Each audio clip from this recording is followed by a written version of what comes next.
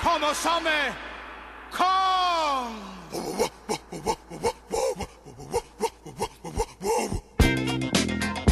Hello and welcome to episode 85 of the How to Survive podcast. My name is Joe, and joining me as ever in this island paradise, Chris Morris. Hello. Hello. How are you? I'm very well, tanning myself on these sandy shores. Yeah. And not a skull in sight. Yeah. Unless you look literally anywhere on the island or at the island itself. Yes, that's correct. For those who haven't seen King Kong Skull Island, you won't have done anyway because it's called Kong Skull Island. Yeah. This year's hit monster movie. Yeah. The latest addition to the Monsterverse, Joe. Is that what it's called? Yeah. That's fine. That's fine. Fine as wine. Yeah. 2017's Kong Skull Island. Mm-hmm. We're going to be dissecting the film. Yeah. This great ape, seeing what's inside him. But first, we'll have a recap of the plot. So, spoilers ahead. If you haven't seen Kong Skull Island and you want it unspoiled, then pause here and return. Pause. Very good. Yeah. Yeah. You don't want to get into a hairy situation. Yeah. You'd be bananas to listen to this before seeing the film. Yeah, exactly. You'd go ape, wouldn't you? Yeah. I looked up some King Kong jokes to start us off. Yeah. Let's just see if... to get us in the mood, you know. We look a bit of levity at the beginning. Course, you know, when we talk about survival, that usually means someone in the movie's died. And we it's serious stuff, isn't it? Yeah. So let's start off light, and let's have some fun. Yeah. Fun jokes. Please. Why is King Kong big and hairy? I don't know. So you can tell him apart from a gooseberry. Right. Okay. This is from funnymail.com, by the way. Okay. Why didn't King Kong go to Hong Kong? I don't know. He didn't like Chinese food. Right. That's not a joke. There's no joke there. Is that not funny to you? There's no joke there. What's the joke? Why did King Kong paint the bottoms of his feet brown? I don't know. So that he could hide upside down in a jar of peanut butter. Let's go on with the recap. Shall we? Last one. This is one that you should probably get. Right. Who is the smelliest, hairiest monarch in the world? King Pong.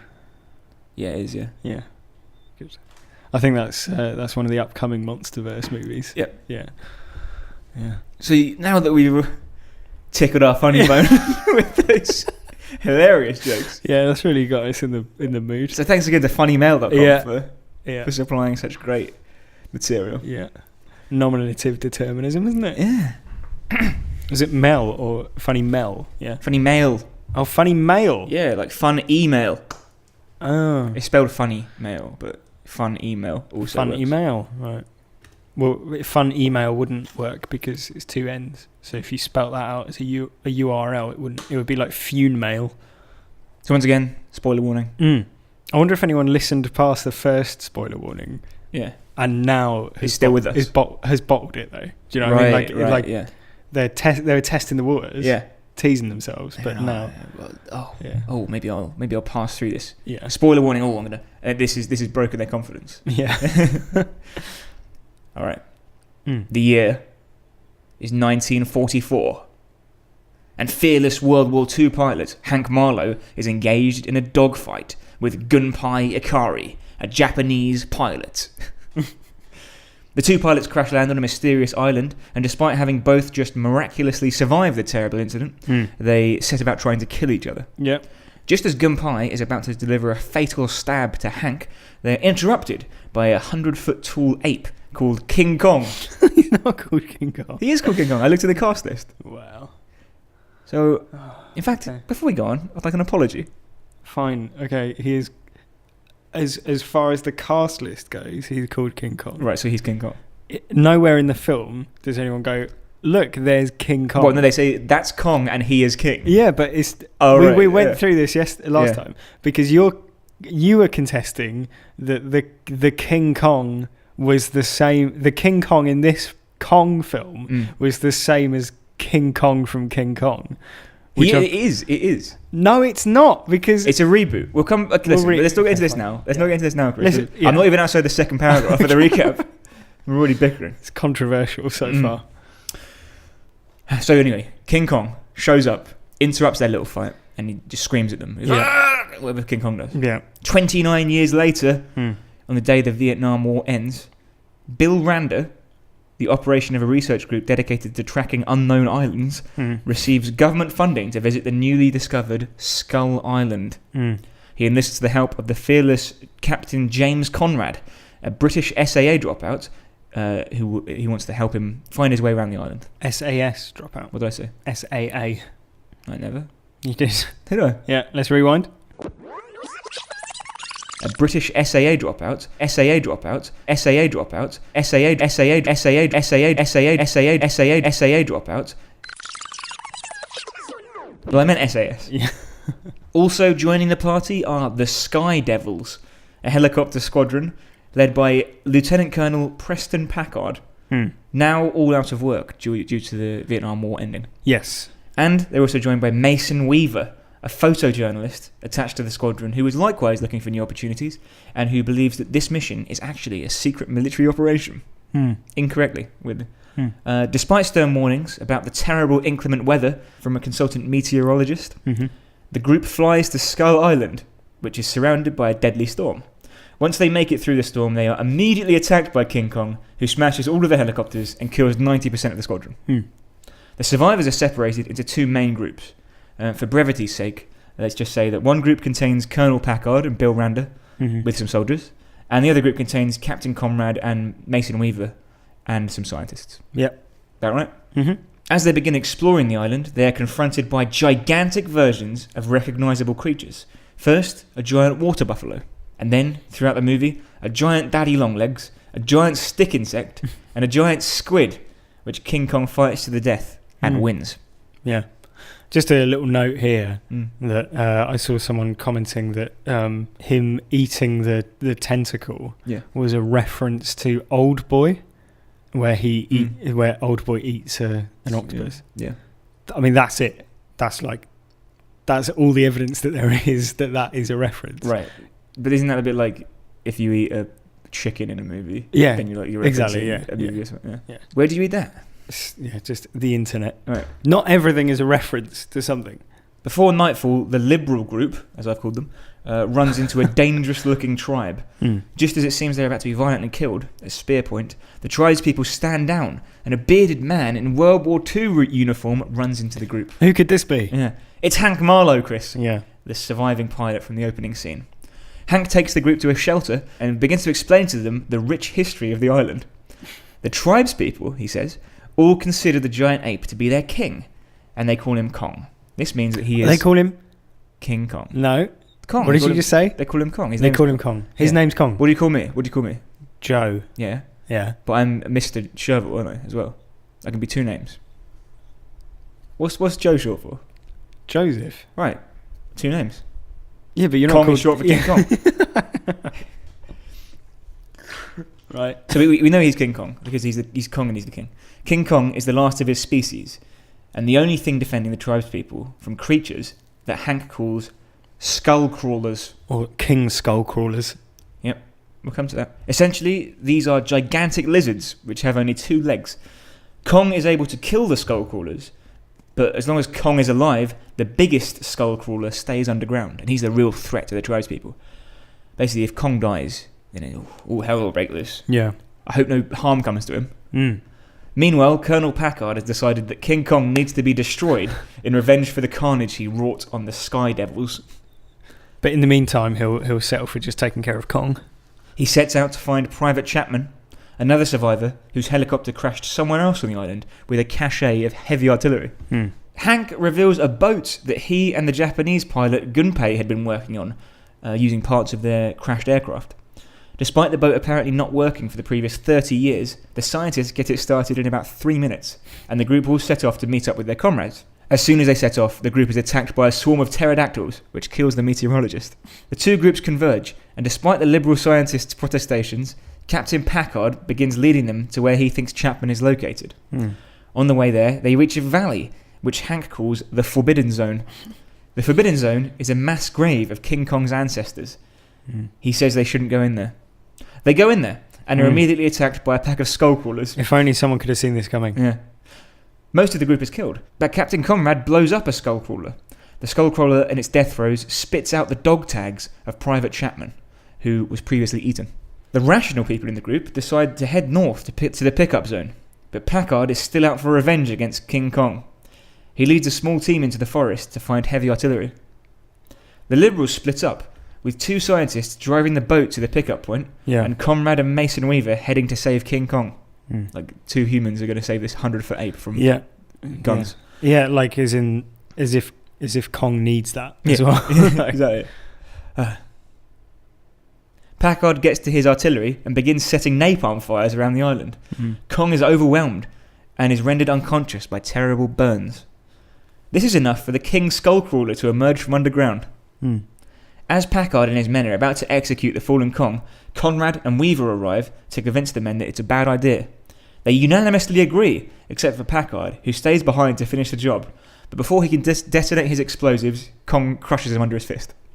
So ensues a fight between King Kong and King Skullcrawler. One soldier, Cole, attempts to commit suicide and blow the Skullcrawler up, but is battered half a mile away and explodes against the cliffside. Kong eventually overpowers King Skullcrawler, pulling out his innards through his tongue. With the monster defeated, Kong rescues Weaver, who was knocked into the water during the big fight, and reunites the group. He allows them to leave, but seems to be about to fly into another rage when the helicopters arrive. But we don't see what happens next. And that's how the film ends. Except it's not quite. No. So he may fly into a rage, but nothing comes of it, clearly, because... In a post-credit sequence, the cinema lights fade back down, and Tom Hiddleston says, "Why are you sitting there in the dark?" And you go, "Oh, me, Tom? Me?" Yeah. And he goes, it's "No." meta, isn't it? It's meta. He says, "No, I'm talking to a two-way mirror." And him and Brie Larson, who is Mason Weaver, they're in this room, aren't they? Tom Hiddleston and Brie Larson. And in come the scientists. And they go, "Oh, you know that group we're with, that we were investigating the island?" And they go, "Yeah. Actually, King Kong's not the only monster. And here's a little video which has some hieroglyphics on it." Well, it's like cave paintings and stuff, isn't it? And so that's conclusive proof that there's other monsters. Do you know what the other monsters were, Chris? You remember? Yeah, I've got the list here actually. Unless you want to take it. Well, Godzilla, Gojira, as he's known in the other territories. Rodan, Rodan, Don't know how that's pronounced. Mothra. Big moth. And King Ghidorah. So this is like a Avengers style setup for like a, what do you call the Monsterverse? That's what it's called, the Monsterverse. Great. Because of course this is the same universe as Godzilla, the 2014 one. I believe so. Which is bizarre because they couldn't be more tonally opposite. I agree. If they tried. Pretty. We'll come to that, but I want to give you a bit of background on what we can expect from the Monsterverse, if it's okay. Yeah, sure. Let's hear it. So Rodan Yeah. is explicitly stated to be a kind of pteranodon, which is like a pterodactyl. Right, yeah. Just as Godzilla was conceived as a symbol of the American nuclear threat, Rodan was seen as an embodiment of the Soviet Union. Okay. So there you go. That's Rodan. Interesting.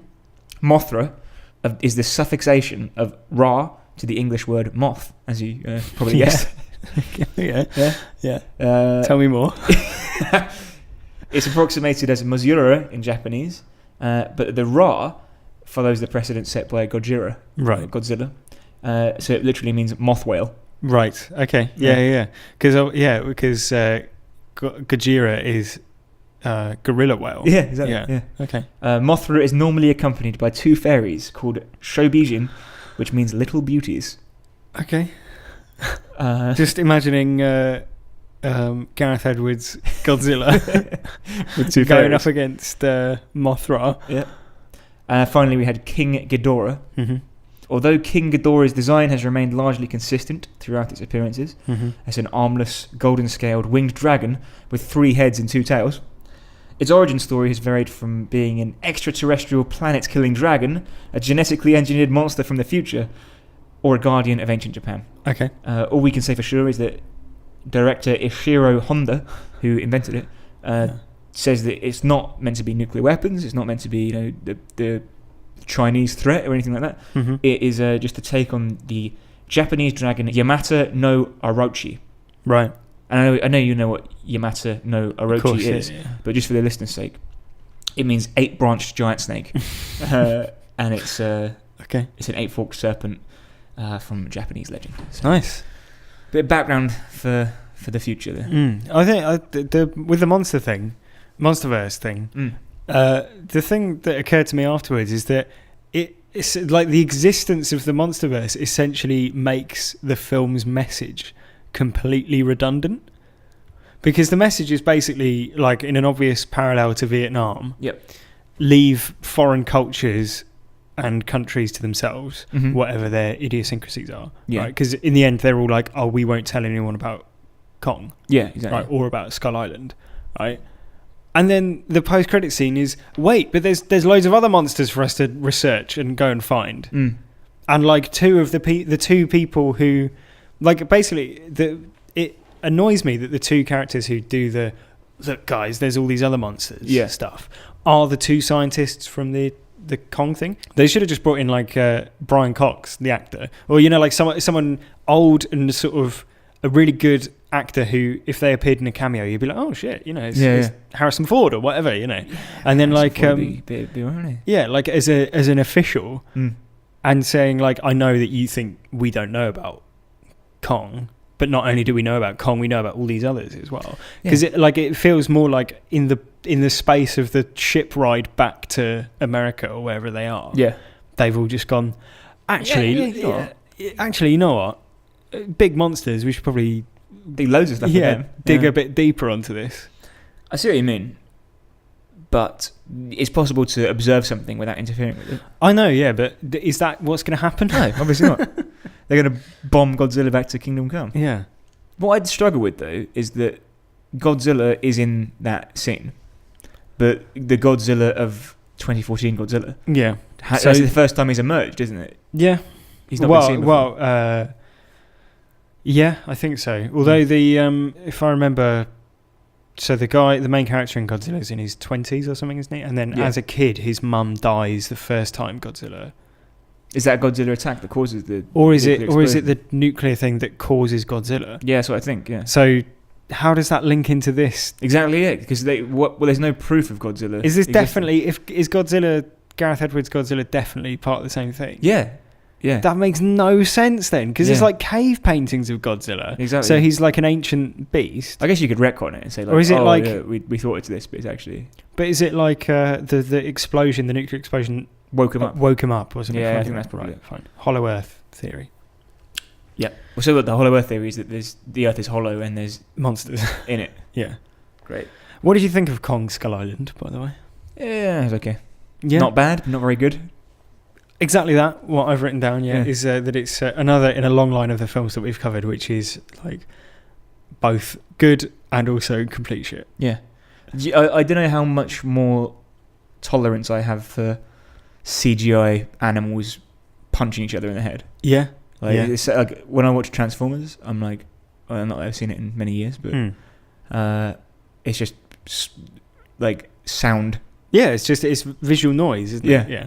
It's exactly the same, really. I think it's a better monster movie than Godzilla, at least. But the reason I think that is, I agree with you, is because, like you said about Skull Island, it's got a theme, which is Vietnam was bad. But I also think that there's, you could bring that up to the Iraq War is bad because you take out what you consider to be a big threat and you leave it open for other threats that you didn't realise were there. Right. Unknown, so to speak. Yeah. And I think that's probably the slightly more contemporary interpretation. Because obviously Vietnam is bad. That's not news. Yeah, as in the Vietnam War was bad. Right? Yeah. Sorry, not Vietnam is bad. Vietnam is bad. It's a terrible place. But the main character is got the surname Kong, like the Viet Cong. So do you reckon that's why? No, I don't think it is. No, it's the parallel between going into a foreign land, finding yourself like poorly matched against the indigenous populace, and retreating with your tail between your legs. Yes, I think that's true. The that's the theme in Skull Island. Hmm. And like the theme in like the original Godzilla was nuclear bombs are bad, and there were Japanese movies about a giant attack wiping out cities. Yeah. And that's obviously nuclear bombs, and nuclear bombs are bad. Mm-hmm. Fine. Then you've got like what you said earlier about Rodan being the interpretation of the Soviet Union and their rise, which is also thematically sensible. Mm-hmm. The other day I watched Shin Godzilla, which is translated as Godzilla Resurgence. It's like the latest Japanese remake of Godzilla, and that movie is like the first half of it is Godzilla just causing havoc in Japan, and like it will just cut from like the chaos he's creating to like the government, and they're just like, what should we do? Maybe we should make an announcement. And they're like, no, we don't want to worry people. It's very funny because it's like a pastiche on how like bureaucracy is impotent, right? And there's a theme there. Yeah, I think the issue with like that, those are all strong because they have a theme. Yeah. What is the theme in 2014's Godzilla? Yeah, I mean, like, I don't know. We came at, that is one of the most like beige films I've ever seen. Do you know what I mean? Like it felt like nothing when I watched it. It's just there's no stakes. It's just bizarre. It's a strange film, that, I think. Yeah. Like Rogue One. Yeah, funny that, isn't it? But I think this has a sense of fun that Godzilla so clearly lacked. Yeah. And it doesn't worry about showing you the giant monster within the first 10 minutes in full form, and he's just like smashing stuff up, and you're like, yeah, I can get on board with this. Like, I think there are some quite bad tonal problems because you've got various sort of references to Apocalypse Now and Moby Dick, but then you've also got like John C. Reilly's character coming in as comic relief, and then some of the dialogue is like appallingly bad. I've got one particular quote which I remember hearing in when we were watching the film, and just like, I mean, I was like, my eyes were rolling so far back that so it's when the helicopters are flying through the storm. Oh, is it Samuel L. Jackson like shouting over the? Yeah, because I couldn't hear what he was saying. Well, let me enlighten you. Right. So he's shouting over the intercom to all the different helicopters as they're flying through the storm, right? And this is moments before a giant gorilla starts smashing things up. Okay. And it's like delivered with all the hammy like pantomime acting that Samuel L. Jackson is capable of. He could have been doing it in the same line as "Get the motherfucking snakes off this motherfucking plane." Yeah. So he says, "Remember the tale of Icarus, whose father gave him wax wings to fly, but he flew too close to the sun, and his wings melted, and he fell into the sea. But our wings are not made of wax, but Pennsylvania steel, guaranteed not to melt." That's what he says. That is what he says. That's fine. Fine dialogue. Samuel L. Jackson, that is the line he should be reading. Yeah. Right? The problem with Samuel L. Jackson, and I am on record on this podcast saying that I'm a bit over him now. Yeah. I mean, the man's in his late 60s. Yeah, he's 68 years old. Right. Yeah. So he's over pension drawing age. Yeah. And yet he still plays like the fearless commander of a helicopter squad, and still like he's still meant to be like an action hero. But what annoys me most about him, I think, is that he's got off screen, right? He's got an opinion on everything. And like, the next week's movie, Get Out, he's been saying like, "Oh, I don't know why they've got a British actor playing the main role. How he couldn't understand the plight of the African American." Yeah, like it's just like, what? Fuck off! Like for 10 seconds, really, because like, and it's always like, oh, Samuel L. Jackson thinks Star Wars should have more lightsabers. Yeah, it's just like fucking what? Samuel L. Jackson wants Mace Windu to be resurrected. Yeah, like who is his PR person who just gets him a quote in every time a movie comes out? They're like ringing up Samuel L. Jackson's publicist saying, "Oh, what's his opinion on this? We need to know what Samuel L. Jackson thinks." It's like the oldest statesman in Hollywood. He's a fucking idiot. Like, if you read his interviews, listen to what he actually says. He's just like, it's just a mouthpiece, and he's just like mouthing off about stuff. He loves the smell of his own farts. Do you know what I mean? Yeah. And like whenever he's in a movie now, I just can't help but thinking like, that's exactly the person he is. Yeah. Well, I'd like to get onto some of his methods later on in the film as we talk about How to Survive a bit later on in the podcast. Excellent. What do you think of the rest of the casting? Because we said John C. Reilly is the comic relief. Yeah. And he's fine at doing comic relief. Yeah. Like I tell you what, it occurred to me that I would have liked to have seen is Tom Hiddleston and Brie Larson's roles to be the other way around. Yeah. I think that would have been much more interesting. So she's like a tracker and can handle herself, and he's a photographer.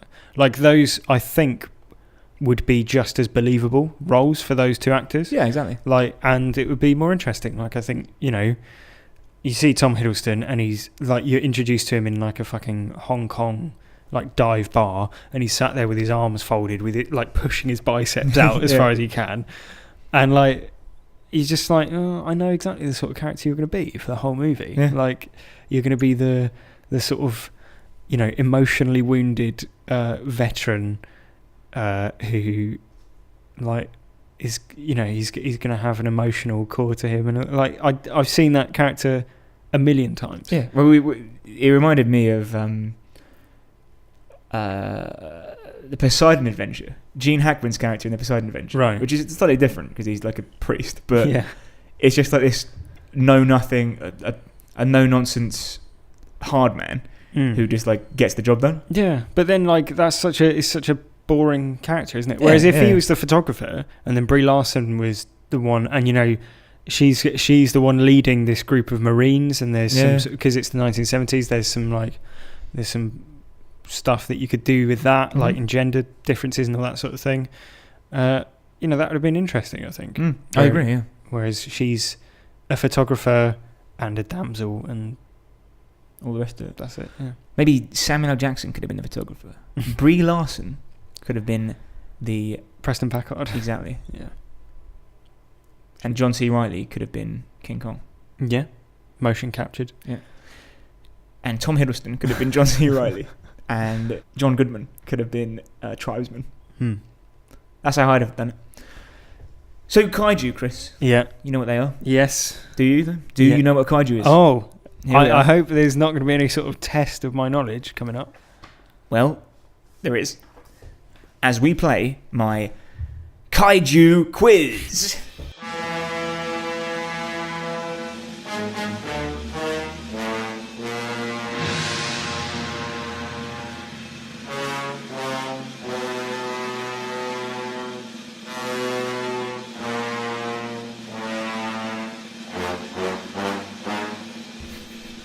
You should call it Kaiju Believe It. Or not. That's fine. That's a good joke. Yeah. Kaiju Believe It. Yeah. What does it mean? It's just like, would you believe it? Like, could you believe it? Yeah. Kaiju, shut up. All right then. So 7 questions, multiple choices. You know the format. Yeah. Listeners to the show will know that we like to, rather than just read out facts that we found online, take turns reading out pre-prepared statements. Here's a fact about kaiju, Chris. Yeah. We do it as a quiz. It's a bit of competition involved. Yeah, a bit of music underneath us talking to get some neurons firing for it. Can we have a bit of Japanese music for this one, I think? Yeah? Yeah. You editing this one, are you? I am. So I would have already put it in about 30 seconds ago, so it's already running. Great. I love it. I'm loving the sound. Question 1, Chris. Yeah. And play along at home, listener. What does kaiju mean? A strange beast. B, half animal, half whale. Or C, death incarnate. Strange beast is correct. Yes. Yeah, because obviously Jira Ra means whale. Oh yeah, Gojira, Mothra. Yeah. Yeah. There we go. There you go. Number 2. Who was the first kaiju? Was it A, Dogora? Was it B, Wasel Kingu Kongu? Or was it C, Gojira? Well, Gojira was 1950, or what, wasn't it? It was post World War II. If I told you the dates, then that would be the answer. Yeah. But then I haven't heard of the first one, so I'm going to go with King Kong, assuming that King Kong is counted as a kaiju. Wasei Kingu Kongu is correct. Nice. There you go. Logic winning the day. 2 out of 2. Was the other one just you making a dog sounding? No, Dogoro was a space monster in the 60s. What was he in the 70s? Question 3. Who won in the fight between King Kong and Godzilla in King Kong vs. Godzilla in 1962? Did they team up to defeat a bigger bad because their mum had the same name? Well, like in Batman vs Superman. Spoilers for yeah. And that film was spoiled. Yeah. Answer the question, please. King Kong versus Godzilla. Who won?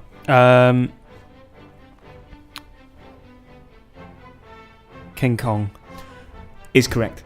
Nice. King Kong was dropped on Godzilla, or next to him, like airdropped, and they had a fight which went underwater. Okay. And the only one that emerged from the depths was King Kong, who swam away. But then, like, they had like a sonar thing, and they were like, "Oh, Godzilla might be still alive." There. Yeah, fine. And luckily, he was, because he went on to star in 30 more movies. Question 4: Who is considered the strongest monster in the Godzilla movies? Is it A, Godzilla, B, King Ghidorah, or C, Astro Monster? I don't know if Astro Monster is a real thing. I'm going to go with C, Astro Monster, just because it sounds too wacky for you to have made up. Astro Monster is a real kaiju. Right. From King Kong versus Astro Monster. Okay. But actually King Ghidorah is given as the strongest. Oh. I was going to go with King Ghidorah, but, hindsight and all that. Yeah, that's 3 out of 4. Yeah. Question 5. How did Godzilla defeat Mecha Godzilla? Was it A, a rust attack,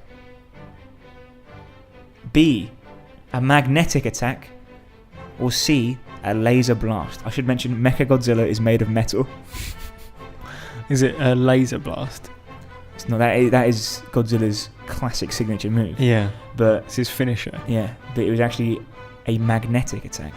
Right. Godzilla was struck by lightning, and that gave him electromagnetic powers, and he was able to suck in Mecha Godzilla. Wow. So not only did he suck in, like, pull him in for a grapple. Yeah, exactly. Okay. Yeah. Question 6. Who is the only Danish kaiju? Is it A, Felinicus, B, Caninicus, or C, Reptilicus?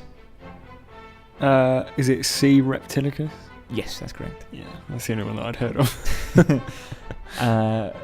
Very good. A final question. Okay. Who is the only British kaiju? Is it A? It's Winston Churchill, mate. Here he is. UKIP. Is it A, Bravago? Right. Is it B, Gorgo? Or is it C, Insectico? I'm going to go with Bravago, is it? That was A. It was actually B, Gorgo. Uh-huh. So 4 out of 7. Not bad. Gorgo, by the way, bit context. Yeah. Gorgo is a 1961 British science fiction monster movie. Right. Directed by Eugene Laurie. Okay. The film focuses on Gorgo, an ancient large sea monster brought back to London for exploitation, and his even larger mother, who rampages across London to search for him. Okay. There you go. So there you go. That's the London kaiju. It's like when that whale swam up the Thames. Bit like that. Yeah. So you now feel equipped to tackle the kaiju, do you? Absolutely. I'll use my magnetic rust attack. Weird, aren't they? Hmm. It's weird that, like, there's a weird, like, cult following with them. Yeah. Because, like, I quite like them, but I don't like them that much. No. It's more like a wacky... Like, they're wacky, aren't they? Yeah, they make good posters, but not very good right. movies, I'd imagine. When you watch, like, 5, so... And most of them were modern English language movies. Right. Which means very little. Yeah. With all that being said, though, you feel equipped to take on a kaiju, I'd say. Definitely. So how would you survive if you were airdropped onto Kong's Skull Island? Well, so first idea is returning to a How to Survive staple. Mm-hmm. So, of course, listen to the experts. And good old Marlowe. Yeah. He's been on the island for 30 years, hasn't he? Yes, So he knows all the ins and outs of the place. He's survived there for 3 decades. So if you're thinking of surviving on Skull Island, he is the person that you would consider an expert. I think it's fair to say. And I know Packard is supposed to be this like Captain Ahab style individual, mm-hmm. but his desire, he seems to have this like desire to do whatever he wants, regardless of Marlowe's advice. Yeah. And ends up like repeatedly costing the lives of dozens of his men. Like, you know, the case in point is when they approach that burial ground pit thing. Yeah. And Marlowe's like, oh, don't go in there because I know for a fact that that's really bad. It's forbidden ground. It's where King Kong's the Forbidden Zone. Yeah. Yeah. And he's like, Packard's just like, well, fuck that. Like, I mean, we could go round it. Like, we could just take an extra 40 minutes to walk round it. But no, I'm going to just go wade through the middle. Yeah. And like all of this is ostensibly to rescue one Marine. But that's what he claims. Yeah, I know. But really, he's obsessed with obsessed with killing Kong. But yeah, he basically just costs the lives of several of his men and a few main characters in that pit. So if you've got an expert on a subject, it's something that we're always bringing out. If you've got an expert on a particular subject, mm-hmm. take their advice.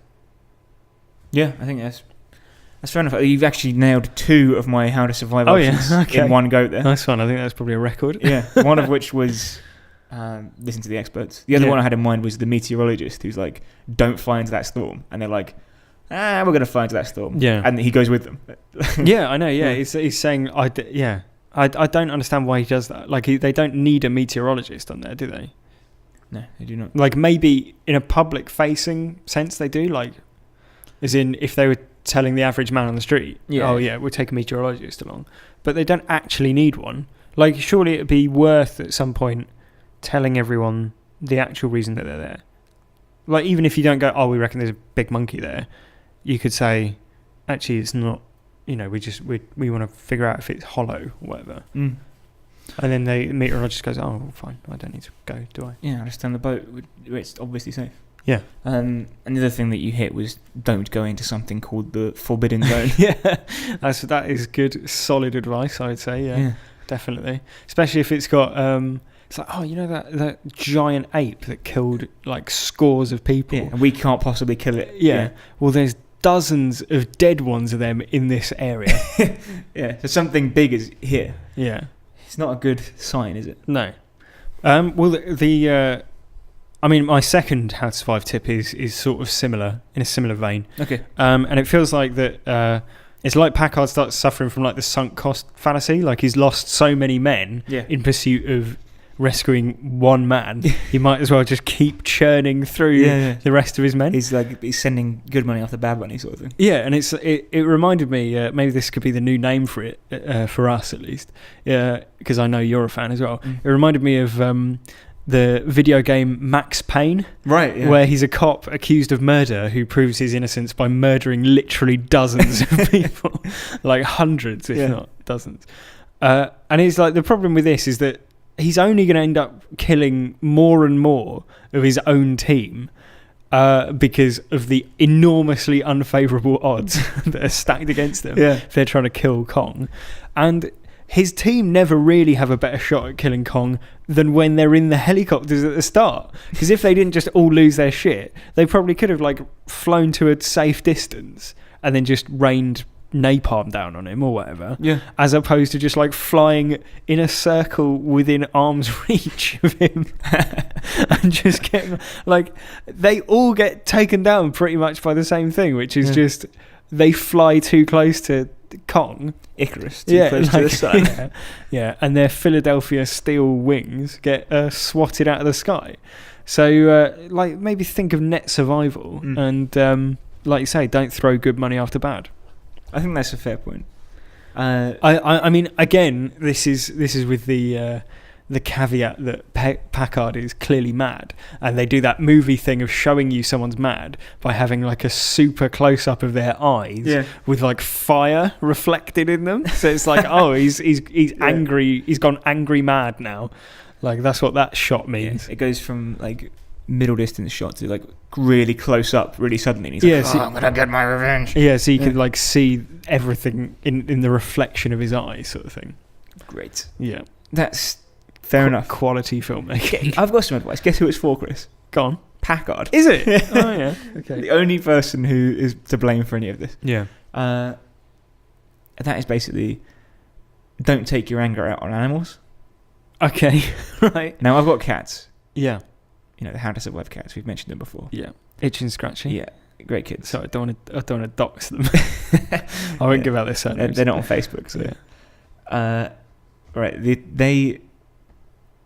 They do shit all the time that pisses me off, right? Yeah. They'll do a shit like outside the litter box, or they'll like play with a carrier bag at like 3:00 in the morning in my bedroom under the bed, and I can't get to them to stop them without like causing a massive upheaval. Yeah.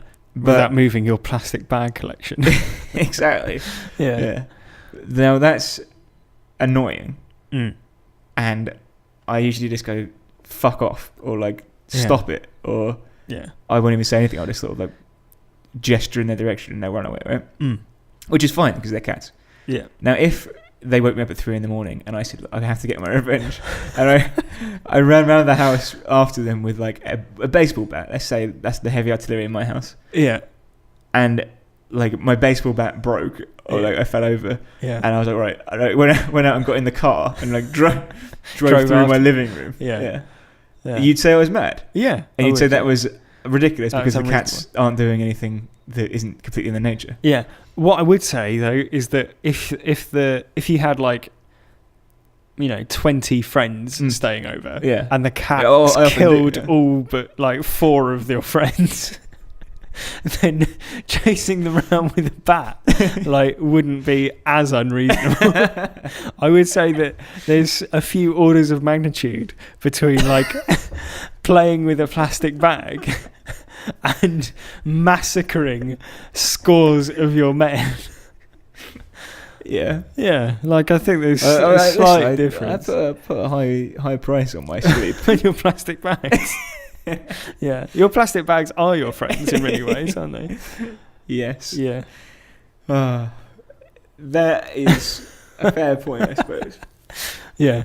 You wouldn't take to blowing your cats up with C4 and napalm. But also they're my cats. Yeah. So I'm always going to be on their side. That's true. Maybe if Packard was like keeping Kong in his house. Under his bed. Yeah. And Kong was playing with a plastic bag at 3 a.m. Packard might react. And it might be reasonable. Why do they play with plastic bags? That's what I don't get. I don't know. There's no appeal in it, surely. It just makes noise. Maybe just not creative enough, mate. What, the cats?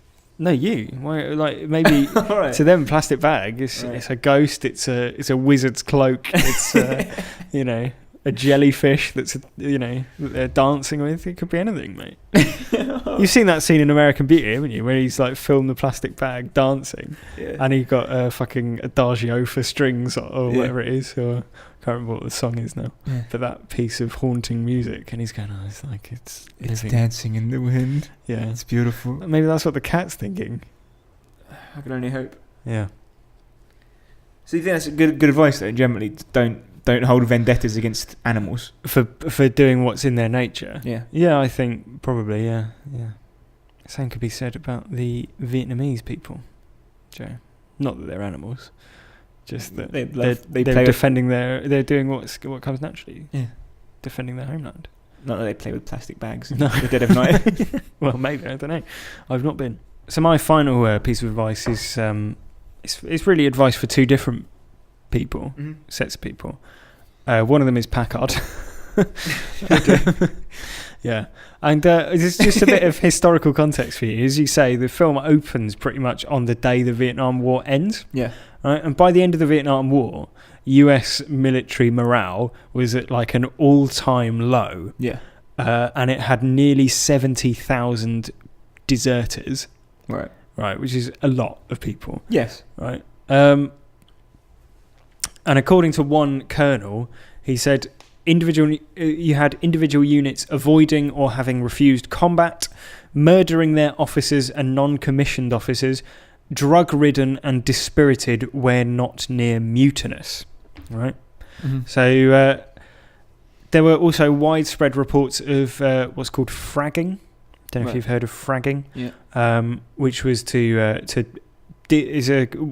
your. It was a term used when they for the act of killing your officer or non-commissioned officer. Yeah. If you didn't like them, or if they were leading you into a battle you didn't agree with, or whatever, and you as a company decided that you'd had enough. And the reason it's called fragging is because you would basically roll a frag grenade into their tent while they slept and blow them up. And then, basically no one's going to come out to Vietnam and like pick through the evidence to prove that they didn't die in battle, whatever. So there's two survival tips really. Bear in mind that this is at the end of the Vietnam War, which the US has essentially lost. I mean, Packard says, "No, we didn't lose. We whatever it is." He retreated. Yeah.